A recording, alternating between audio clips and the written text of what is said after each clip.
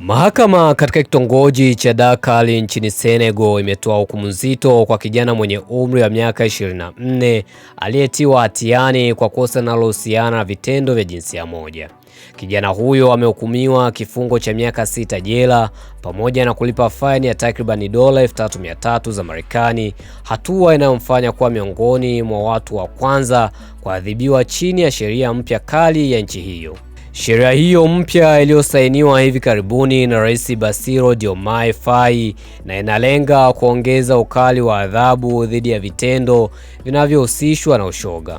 Kwa mjibu wa sheria hiyo, adhabu ya kifungo imepandishwa kutoka viwango vya awali hadi kati ya miaka 5 hadi 10 jela. Aidha, sheria hiyo inaweka wazi kuwa si tu kushiriki katika vitendo hivyo ni kosa, bali pia kukuza, kuhamasisha au kufadhili shughuli zinazohusiana na ushoga ni kinyume cha sheria ya nchi hiyo. Uamuzi huo umeibua mjadala mkubwa si tu ndani ya Senegal bali pia katika nchi mbalimbali za Afrika na duniani kwa ujumla.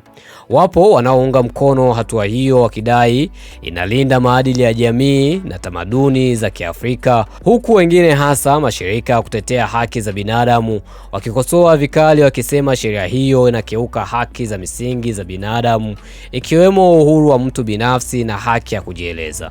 Kwa upande wa serikali ya Senegal, msimamo umeonekana kuwa thabiti katika kulinda kile wanachokiita maadili ya taifa, jambo ambalo linaloungwa mkono na sehemu ya jamii. Hata hivyo, wakosoaji wanaonya kuwa sheria za aina hii zinaweza kuongeza unyanyapaa, ubaguzi na hata vitendo vya ukatili dhidi ya watu wanaotuhumiwa kuwa na mwelekeo tofauti wa kijinsia. Funzo kwa jamii. Habari hii inatukumbusha umuhimu wa kuelewa sheria za nchi husika na kuheshimu mipaka yake, hasa katika masuala nyeti yanayohusu maadili, utamaduni na haki za binadamu. Pia inaonyesha namna dunia ilivyo na mtazamo tofauti kuhusu masuala ya kijinsia, jambo linalohitaji busara, elimu na mjadala wa kina ili kujenga jamii yenye usawa, haki na heshima kwa wote.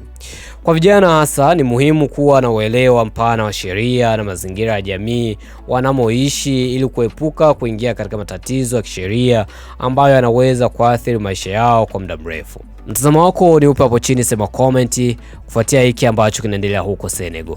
Naitwa Mr. Baro, the king of all black men, and the world wide, that's my name.